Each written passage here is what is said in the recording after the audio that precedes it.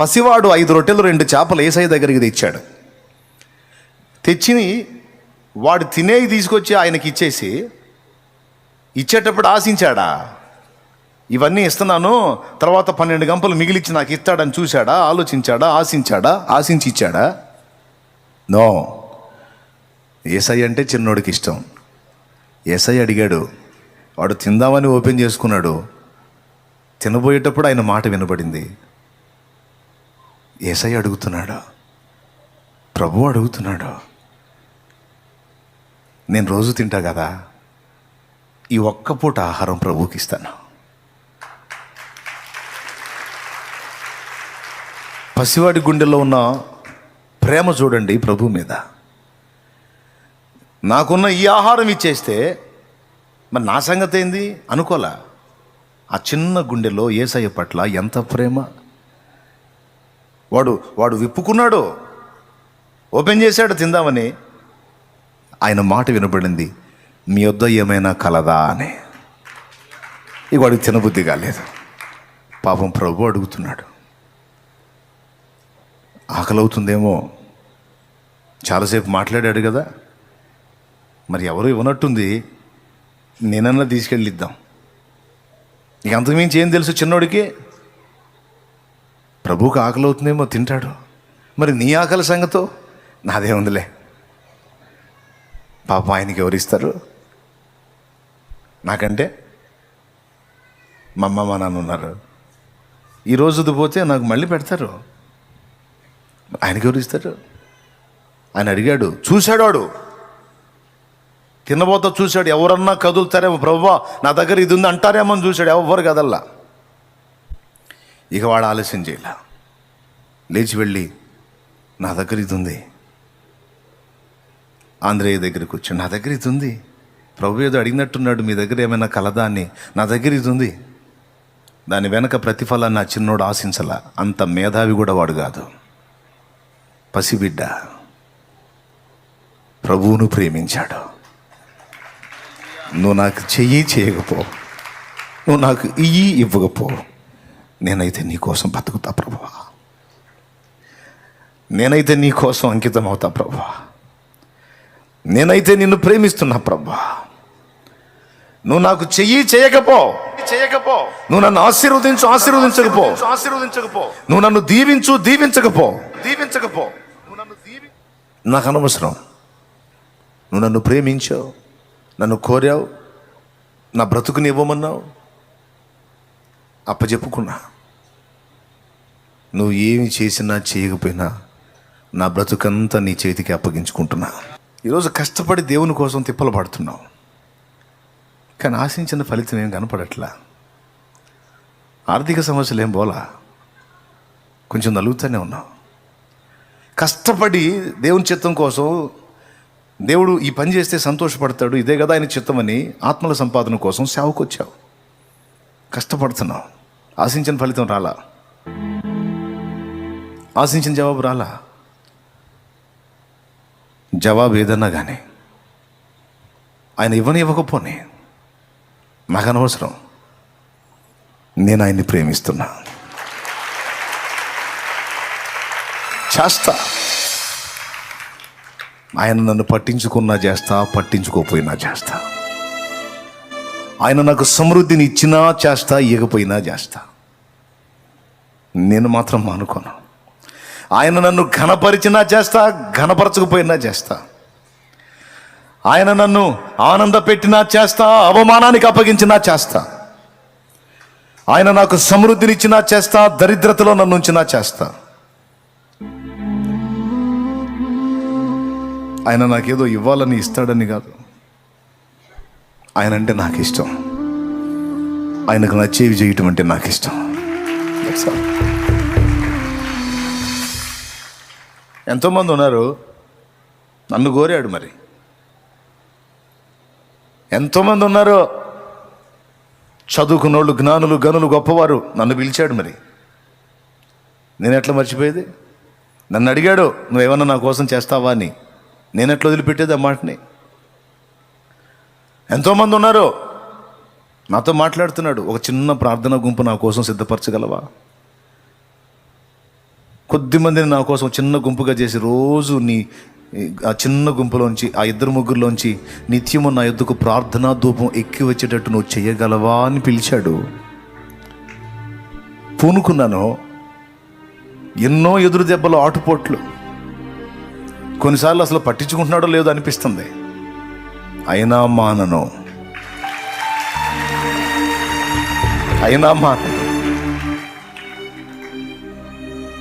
సేవ చేయమని పిలిచాడు. చాలామంది మనుషులు ఉంటే నన్ను పిలిచాడు. ఒక్కోసారి కఠినమైన కరువు కనపడుతుంది, చాలా కఠినమైన పరిస్థితులు కనపడుతున్నాయి. అయినా మానను. పెట్టకపోని. ఎందుకు? ఆయన పట్టించుకున్నప్పుడు, ఆయన ఆహారాన్ని పెట్టినప్పుడు, ఆయన అంతగా నీ మీద లక్ష్యం ఉంచినప్పుడు నువ్వు ఎందుకు తిప్పలబడాలి? నువ్వెందుకు ప్రయాసపడాలి? నువ్వెందుకు కష్టపడాలి? ఎందుకంటే ఆయన అంటే నాకు ఇష్టం. ఆయన సంతోషం నాకు కావాలి. మన సృష్టికర్త నా కోసం ప్రాణం పెట్టాడు. ఇంకేం చేయాలి? చాలు, అది చాలు. ఘోరమైన అవమానాలు ఎదురవుతున్నాయి, తృణీకారాలు ఎదురవుతున్నాయి. ఎందుకు చేయాలి నేను అనిపిస్తుంది. చిచి, అదేంటి పిచ్చి ఆలోచన?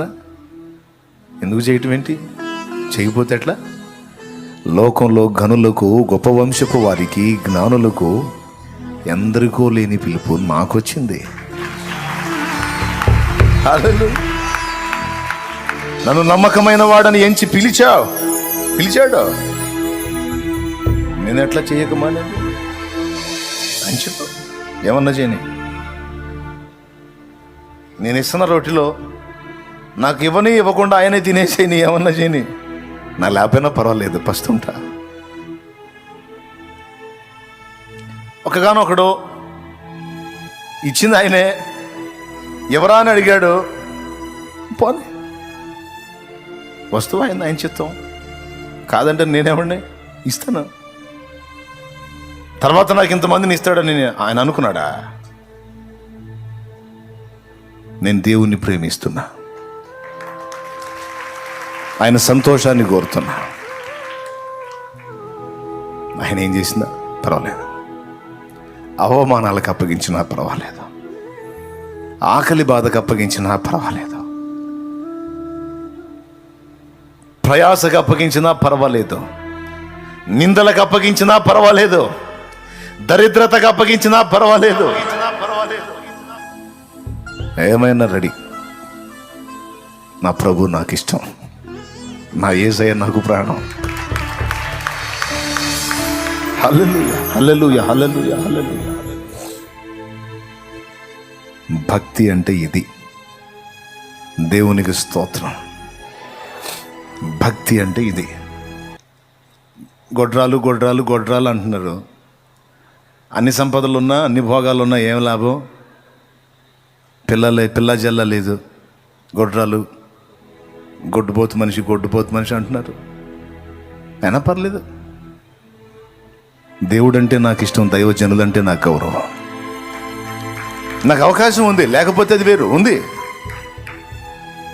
దేవుడు నన్ను పట్టించుకోపోని, ఆ దైవజనుడు నా గురించి ఆలోచించకపోని నాకు అనవసరం. నాకు అవకాశం వచ్చింది, నేను దాన్ని వినియోగించుకోవాలి. నాకు ఛాన్స్ ఇచ్చాడో, నేను దాన్ని నెరవేర్చాలి. భక్తుని మనసు ఇదైతే మరి ఇప్పుడు దేవుని మనసును చూడొద్దు. మనం దేవుని మనసు చూడొద్దు. 5 రొట్టెలు 2 చేపలు ఎక్కడ? 12 గంపలు ఎక్కడ? ఒక్కగానొక్కడైన సంతానం ఎక్కడ? ఆకాశ నక్షత్రాలంత పిల్లలు ఎక్కడ? ఒక్కగానొక్కడై ఉన్న సంతానం ఎక్కడ? ఇసుక రేణువులంత పిల్లలు ఎక్కడ? భక్తుని సమర్పణ అదైతే దేవుని మనసు ఇది. హల్లెలూయా. పిచ్చోడా, నీ త్యాగాన్ని, నీ కష్టాన్ని, నీ ప్రయాసని, నీ వేదనని, నీ దుఃఖాన్ని, నీ కన్నీళ్ళని చూసి పట్టించుకోలేదనుకుంటున్నావా? మొత్తం గమనిస్తూనే ఉన్నాడు ఆయన. నీ ప్రేమలోని ఆ పరిపూర్ణత ఏ పాటితో కనిపెడుతున్నాడు. ఏమీ పట్టించుకోనట్టు. నువ్వు ఏం చేసినా పర్లా, చేయపోయినా పర్లా అని ఇంత సమర్పణ కలిగి నువ్వు ఆయన్ని హత్తుకుంటే నిన్నుగాక ఇంకెవరిని దీవిస్తాడు మరి? నిన్నుగాక ఇంకెవరిని దీవించాలి ఆయన? ఇంత సమర్పణ కలిగి ఆయన కోసం పరిగెత్తుతున్నావే, త్యాగం చేశావే, బాధలు పడుతున్నావే, నానా బాధలు పడుతున్నావే. గమనిస్తున్నాడు ఏమాత్రం ఇంకా అసలు నీ ప్రేమలోని పరిపూర్ణత ఎంతో కనిపెడుతున్నాడు సైలెంట్గా. ఓదార్పు కోసం చెప్పట్లా, ఆత్మ నడిపింపులో మాట్లాడుతున్నా. సిద్ధపడి రాసుకొని వస్తే తప్ప నేను అనట్లేదు. ఆత్మ ప్రేరేపించి పలికిస్తున్న మాటలు పలుకుతున్నాను నేను. మౌనంగా ఉంటాడు. రొట్టెలు ఇవ్వగానే పిల్లాడికి మళ్ళీ వెంటనే రొట్టెలు ఇచ్చాడా? అందరి కడుపులు నింపినాక ఫైనల్లో ఇచ్చాడా? చెప్పండి. అందరి కడుపులు నింపినాక ఫైనల్లో ఇచ్చాడు. ఈ మధ్యకాలంలో బహుశా వాడిని గమనించాడేమో. ఏం దేశయ్యా, నా రొట్టెలను తీసుకు వాళ్ళకి పెడుతున్నా, నా సంగతి ఏంది? ఏం లేదు. వాడు సైలెంట్గా చూస్తా ఉన్నాడు ఆ వింతని. నువ్వు తింటావని నీకు ఇస్తే నువ్వు వాళ్ళకి అందరికీ పెట్టేస్తున్నావు, పర్వాలేదు పెట్టే. అసలు వాడికి ఆకలి లేదు, ఆనందమే ఉంది. చివర మిగిలిన మొక్కలు 12 గంపలు ఎత్తిరి. ఎవరి అవి మీరు చెప్పండి? ఎవరివవి? ఎందుకంటే దాని మూలధనం ఎవరిది? మిగిలింది ఎవరిది? కథం. మనిషిగా నువ్వే ఇంత నమ్మకంగా కష్టపడుతుంటే, ఇంత త్యాగం చేస్తుంటే ఆయన ఎంత మురిసిపోతాడు, ఎంత సంతోషిస్తాడు. నీ పట్టుదల ఎంతో కనిపెడుతున్నాడు. అది నేను చెప్తున్నా, గుర్తుపెట్టుకొని నమ్ము. ఓదార్పు కోసం చెప్పట్లా, వాస్తవంగా చెప్తున్నా. నా దేవుడు అన్యాయస్తుడు కాదు. నా దేవుని కోసం నువ్వు పడే ప్రయాస, నువ్వు పడే బాధ, నువ్వు పడే వేదన, నువ్వు చేసే త్యాగం, నువ్వు చేసేది ఏదైనా నువ్వు ఘోరంతా చేస్తే లెక్క రాసుకొని కొండంతా నీకు సిద్ధం చేస్తాడు నా దేవుడు. కొండంతా. ఎప్పుడయ్యా అనవాకు, అన్నావంటే తేడా పడతావు, దొరికిపోతావు. అన్నావంటే దొరికిపోతావు. దొరుకుతావని వెతుకుతున్నాడు నిన్ను. అన్నానికి లేని రోజును కూడా చూపించాడు నాకు. మధ్యాహ్నం పూట ఇంటికి వచ్చాను, తిరిగి 2:30-3 అవుతుంది, ఆకలి అవుతుంది బాగా. అన్నం ఏమైనా ఉందా అన్నాను. లేదండి. నిజం. పర్లేదులే, ప్రభువుకు స్తోత్రం. ఎందుకయ్యా నాకు అన్నం కూడా లేకుండా చేసా అనలా. నీకు స్తోత్రం, పర్లేదు, ఏమైంది? ధన్యుణ్ణి, ఒక సాక్ష్యం ఇచ్చావు నాకు కూడా, స్తోత్రం. యాడిచ్చాడు? 10 నిమిషాల్లో సహోదరుడు వచ్చి టీ తాగుదామరా అని హోటల్కి తీసుకెళ్ళాడు.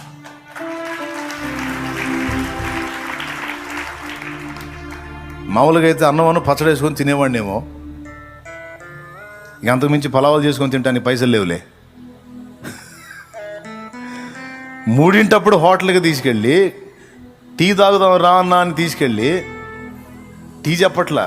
నా దగ్గర డబ్బులు లేవుగా, డబ్బులు లేకుండా మనం పోవటం ఏం బాగుంటుంది, నువ్వు వెళ్ళి తాగిరాలే తమ్ముడు అంటున్నాను. అన్న నేను నీ కోసం వస్తే నువ్వు రావేందన్న. అసలుకి నూతన విశ్వాసి ఆడ ఫీల్ అవుతాడని బాధ. సరేలే నాయన పా, టీయేగా, ఏమైంది, ఎవరిస్తే ఏం లేదు, టీయేగా అనుకున్నా. డబ్బులు లేకపోతే నేను బాగుంది, నా భయం. అవతలోడు కూడా నేను తేలేదన్న అంటే పరువు పోయిదిగా, ఎందుకు వచ్చిన కూడా. అందుకని నా దగ్గర డబ్బులు ఉంటేనే అవతలోడితో పోతా, లేకపోతే పోను. అడిగిపోయినాక ఆ తమ్ముడు టీ చెప్పట్లా, ఓతప్పం ఏందో ఇంకా 2-3 రకాలు, 2-3 ప్లేట్లు వచ్చినాయి. ఏం తమ్ముడు ఏంది అంటే, ఇవన్నీ నీకు తినిపించాలని నాకు ఆశ కలిగింది, నువ్వు తినకపోతే నేను బాధపడతాను. నా ఇంట్లో డబ్బు లేదని, నా ఇంట్లో ఆహారం లేదని, నేను ఆ పూట అన్నం తినలేదని అతనికి తెలియదు. తను తిని ఇంట్లో పండుకున్నాడు. దేవుడు అతనితో మాట్లాడిన అనుభూతి పొంది అతను లేచి వచ్చి చెప్తున్నాడు, అతనే, నేను ఇంట్లో పండుకున్నానన్న తిని. నేను తిని తమ్ముడు అని తనని అడిగితే, సరే నువ్వు తిని తమ్ముడు అంటే, నేను తిన్నానన్నా, తిని పండుకున్నా. ఎందుకో? నువ్వు తిని పండుకున్నావు, నా దాసుడు తిన్నాడో లేదో అడిగావా? లేచి వెళ్ళి అడుగు అని ఆయన నాతో మాట్లాడిన అనుభూతి పొంది నేను వచ్చానని చెప్పాడు. చూడు ఆయన మనసు చూడు. అయితే ఆ పూటగా అట్లా కడుపు నింపేశాడు. నేనే వద్దన్నాను, అయినా సరే తినాల్సి వచ్చింది. అది తింటమేమో కానీ ఆ తమ్ముడు ఆ మాట చెప్పినప్పుడు ఈ కన్నీళ్ళు ఆహారం మీద పడ్డాయి. తల ఉంచుకున్నాను తింటున్నట్టు కన్నీళ్ళు పడుతున్నాయి దాని మీద. ఎందుకంటే నా కడుపు చూశాడు ఆయన, నా ఆకలి చూశాడు ఆయన. చూస్తాడు బిడ్డ, నిన్ను కూడా కనిపెడతాడు. కావాలని కొన్నిసార్లు అసలు నీ ప్రేమలోని పరిపూర్ణత ఏంది, అసలు నీ సంగతి ఏందో తేల్చుకోవాలి కదా. చెబుతున్నా, ఆయన ఏం చేయకపోయినా పర్వాలేదు, ఐఎమ్ రెడీ అను. నువ్వు నాకేం చేయకపోయినా పర్లా, నాకు ఇంత కాదు ఇంకా ఇంత దరిద్రత ఇచ్చిన ఐఎమ్ రెడీ. నేను వదిలేది లేదు, నీ చిత్తము చెయ్యుట మానేది లేదు. నాగటి మీద చెయ్యి పెట్టా, వెనక్కి తిరిగేదే లేదు. ఇక ఈ ఊపిరి ఇంతే, ముందుకు సాగిపోతాను, వెనకడుగు వెయ్యను నా దేవా. నువ్వు ఇవ్వకపో. మీకు ఒకటి తెలుసా, ఈరోజు కూడా పరిచర్య చేసిన, ఆత్మల భారంతో పరిగెత్తిన ఏం ఆశించో తెలుసా? సత్యాక దేవుడు ఒక పెద్ద కిరీటం పెడతాడన్న ఆశ కాదు. చావుగోతులో నుండి నన్ను విడిపించిన నా దేవుడు నేను అనేక మందిని విడిపించాలని ఆశించాడు గనక నా కళ్ళ ముందు ఎంతోమంది నశించిపోతున్నారు. ఆయన తర్వాత కిరీటం ఇస్తాడో ఇవ్వడో తర్వాత సంగతి. నేను ఉన్నంత వరకు నశించిపోతున్న నా సహోదరి సహోదరులను కాపాడగలిగినంత మందిని కాపాడుకోవాలి. ఇదే మెయిన్ లక్ష్యం. ఇక ప్రజలు భజన చేస్తారా, ప్రజలు నాకు జేజేలు కొడతారా, ప్రజలు నాకేమన్నా దండలేస్తారా, సన్మానాలు చేస్తారా, లేకపోతే నాకు ముందు ఒక తోక వెనక ఒక తోక ఏమన్నా తగిలిస్తారా, ఇవన్నీ కాదు. చచ్చాక ఆయన మహిమ కిరీటం పెడతాడా, అక్షయ కిరీటం పెడతాడా, నీతి కిరీటం పెడతాడా, వాడబారని కిరీటం పెడతాడా, ఆ కిరీటం పెడతాడా, ఇవన్నీ లేదు.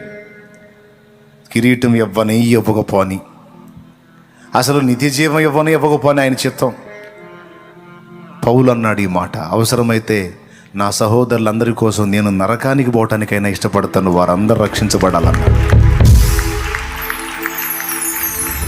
నువ్వు ఇవ్వకపో, చెయ్యకపో, నన్ను విమోచించావు గనుక, నేను ఇది చేస్తే నీకు సంతోషం గనుక, అది నేను చేయటం నా సహోదరి సహోదరులకు క్షేమం గనుక నేను ప్రకటిస్తాను, ప్రార్థిస్తాను, ప్రయాసపడతాను, ఆత్మలను నీ కొరకు సంపాదిస్తాను, నీ చిత్తం నెరవేరుస్తాను. నువ్వేమన్నా చేయి.